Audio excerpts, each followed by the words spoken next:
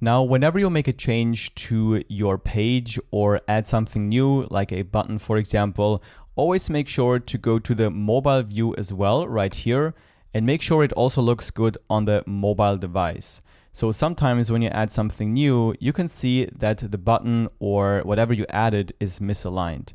So here, for example, I would want to make this section a bit larger, like this, and then I would probably move this button here to the left side. Now, whatever you change right here will not affect the desktop view. So when we go back to the desktop view, we can see that the button is still in the correct position and the section has the same size as before. This is why you should always make your changes on desktop view first and then switch to mobile and make any necessary adjustments.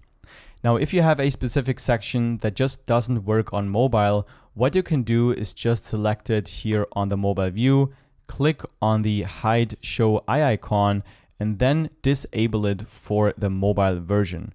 And now when people visit your website on mobile, this section will not be shown. And it works the same on desktop. So when we want to hide a specific section, like this one right here on the desktop view, we can click again on the eye icon and disable it for desktop.